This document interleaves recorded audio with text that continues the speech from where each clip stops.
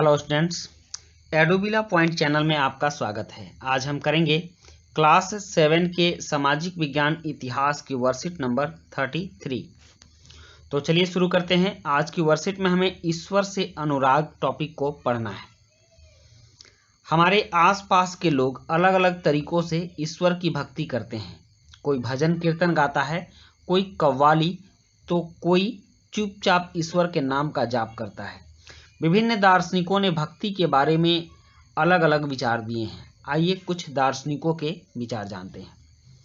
मतलब कि हमारे यहाँ लोग जो ईश्वर की भक्ति करते हैं तो उसके कई रास्ते होते हैं, बहुत तरह के रास्ते होते हैं जिनसे कि भक्ति करते हैं। कोई भजन करता है, कोई कीर्तन करता है, कोई कव्वाली गाता है, कोई तपस्या करता है, कोई ईश्वर का चुपचाप नाम जपता है।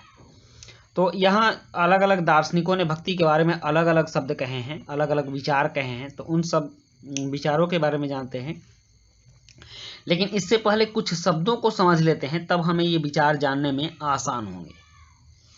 यहाँ सबसे पहला शब्द है दर्शन शास्त्र। दर्शन और दर्शन शास्त्र क्या होता है? तो जीवन के अर्थ व मतों से संबंधित विचारों का अध्ययन दर्शन शास्त्र कहलाता है। मतलब यह जीवन क्या है और इसमें कौन कौन से मत हैं, किन किन लोगों ने जीवन के बारे में क्या क्या बताया है, आत्मा परमात्मा के बारे में क्या क्या बताया है, यह दर्शन कहलाता है। और इसकी जानकारी देने वाला शास्त्र दर्शन शास्त्र कहलाता है। उसके बाद दार्शनिक। दार्शनिक शब्द फिलोसफस शब्द से आया है, जिसका अर्थ है ज्ञान से प्रेम करने वाला। मतलब कि इस तरह का ज्ञान देने वाला या ज्ञानी जन या जो लोग ज्ञान की खोज में भटकते हैं उनको दार्शनिक बोलते हैं। या दर्शन देने वाले, दर्शन शास्त्र की व्याख्या करने वाले, इन लोगों को दार्शनिक कहते हैं। और कर्मकांड। कर्मकांड का मतलब होता है पूजा यज्ञ आदि से संबंधित जो धार्मिक कर्म होते हैं, चाहे वो किसी भी धर्म के हों, तो उसको कर्मकांड कहा जाता है। अब इस वर्कशीट को हम पढ़ेंगे तो हमें कुछ समझ में आएगा। यहाँ दो दार्शनिक के नाम दिए गए हैं, एक शंकर और दूसरा रामानुज। तो शंकर का जन्म 8वीं शताब्दी में केरल प्रदेश में हुआ था। आप जानते हैं भारत का सब दक्षिणी राज्य है केरल। और वे अद्वैतवाद के समर्थक थे। अद्वैतवाद क्या होता है? अद्वैतवाद का मतलब होता है कि इसके अनुसार जीवात्मा और परमात्मा जो परम सत्य है, परमात्मा को परम सत्य मानते हैं कि यह है ही, दोनों एक ही है। मतलब कि यह जो जीवात्मा है, ये लोग मानते हैं कि ये अगर परमात्मा हो गया तो हम लोग जितने भी जीव जंतु हैं ये सभी इस परमात्मा के छोटे छोटे अंश हैं, ठीक ना। और एक दिन इसी परमात्मा में मिल जाना मोक्ष कहलाता है। तो जीवात्मा और परमात्मा दोनों एक ही है, यह अद्वैतवाद का मानना है। उन्होंने यह शिक्षा दी कि ब्रह्म जो एकमात्र या परम सत्य है वह निर्गुण और निराकार है। इनके कहने का मतलब कि जो ब्रह्म है, जिसको हम लोग भगवान कहते हैं, उस भगवान का कोई आकार नहीं है। वह सूक्ष्म है, बहुत छोटा है, अति सूक्ष्म है, जिसको हम लोग अपनी आंखों से नहीं देख सकते हैं। जिस प्रकार आत्मा को हम लोग अपनी आंखों से नहीं देख सकते हैं, उसी प्रकार भगवान को भी हम लोग अपनी आंखों से देख नहीं सकते, क्योंकि उसकी मूर्ति नहीं होती है। उसे हम महसूस कर सकते हैं। आत्मा और परमात्मा दोनों एक ही है, और परमात्मा परम सत्य है, वहीं ब्रह्म है, और यह सृष्टि उसी के अनुसार चल रही है। इनका यह मानना है। वह निर्गुण और निराकार है, उसका कोई गुण नहीं है और उसका कोई आकार नहीं है परमात्मा का। शंकर ने हमारे चारों ओर के संसार को मिथ्या या माया माना है। ये जितना भी हम लोग संसार देख रहे हैं, धन दौलत रुपया पैसा, इतने बड़े बड़े महल गाड़ियां, ये सभी माया है और एक दिन समाप्त हो जाने वाली हैं। इनका कोई महत्व नहीं है। परम सत्य एकमात्र परमात्मा है। परमात्मा की प्राप्ति कर लो, वो तुम्हारे पास जन्मों जन्म तक रहेंगे। इन सभी चीजों का कोई भरोसा नहीं है, ये आज हैं कल नहीं रहेंगे, ये सभी माया है। संसार माया है। संसार का परित्याग करने अर्थात संन्यास लेने और ब्रह्म की सही प्रकृति को समझने और मोक्ष प्राप्त करने के लिए ज्ञान के मार्ग को अपनाने का उपदेश दिया। मतलब कि अद्वैतवाद में इन लोगों ने संन्यास लेने, ब्रह्म की सही प्रकृति को समझने, मतलब भगवान क्या है इसको समझने के लिए, मोक्ष प्राप्त करने के लिए ज्ञान के मार्ग को अपनाने का उपदेश दिया कि अगर आप ज्ञान प्राप्त करेंगे, परम ज्ञान प्राप्त करेंगे, परमात्मा का ज्ञान प्राप्त करेंगे, तभी आपको ये सभी चीजें मिल सकती हैं। और इसके बाद एक और दार्शनिक हुए रामानुज। रामानुज 11वीं शताब्दी में तमिलनाडु में पैदा हुए थे, और ये केरल में पैदा हुए थे, और केरल के बगल में यहाँ तमिलनाडु है, तमिलनाडु में रामानुज पैदा हुए थे। रामानुज ने विशिष्टाद्वैत के सिद्धांत को प्रतिपादित किया। विशिष्टाद्वैत के अनुसार आत्मा परमात्मा से जुड़ने के बाद भी अपनी अलग सत्ता बनाए रखती है।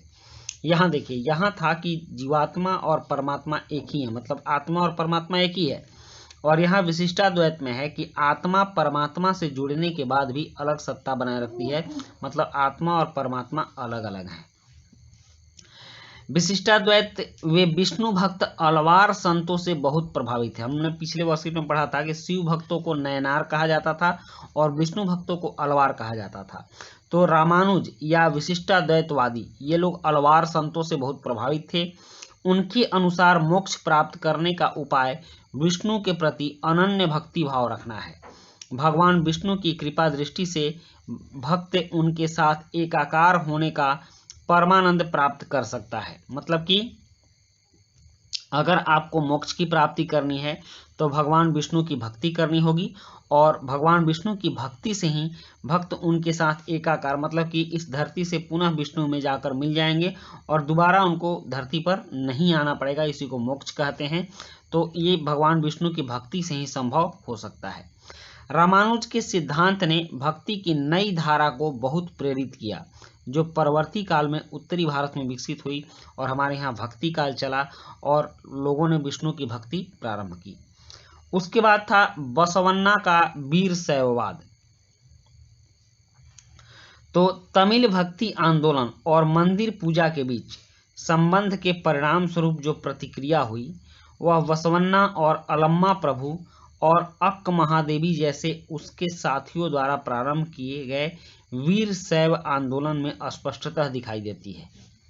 यह आंदोलन 12वीं शताब्दी के मध्य में, मतलब 12वीं शताब्दी 1150 के लगभग में कर्नाटक में प्रारंभ हुआ था, और वीर शैवों ने सभी व्यक्तियों की सहायता के पक्ष में और जाति तथा नारी के प्रति व्यवहार के बारे में ब्राह्मणवादी विचारधारा के विरुद्ध अपने प्रबल तर्क प्रस्तुत किए, और वे सभी प्रकार के कर्मकांडों और मूर्ति पूजा के विरोधी थे। मतलब वीर शैव जो थे वह जाति प्रथा में विश्वास नहीं रखते थे और सबको एक समान मानते थे, सारे मनुष्य एक समान हैं, और वे कर्मकांडों और मूर्ति पूजा के विरोधी थे। वे कर्मकांड नहीं करना चाहते थे और मूर्ति पूजा नहीं करते थे। उसके बाद एक गतिविधि है कि शंकर और रामानुज के विचारों के बारे में कुछ और पता लगाने का प्रयत्न करें। तो आप अपने किताब को पढ़िए, उनके सारे विचार उसमें दिए गए हैं, और भक्ति के बारे में अपने विचार को साझा करें। तो भक्ति क्या होती है? मतलब किसी में भी अनन्य विश्वास करना भक्ति होती है, चाहे वो भगवान हो या फिर कोई संत हो। और उसके बाद यहाँ कुछ प्रश्न हैं, जैसे कि शंकर किसके समर्थक थे, रामानुज किनसे बहुत प्रभावित थे, वीर शैव मत के समर्थक कौन कौन थे, जाति के प्रति वीर शैवों का दृष्टिकोण कैसा था, अद्वैतवाद विशिष्टाद्वैत से किस प्रकार भिन्न है। तो चलिए अब इन प्रश्नों के उत्तर करते हैं।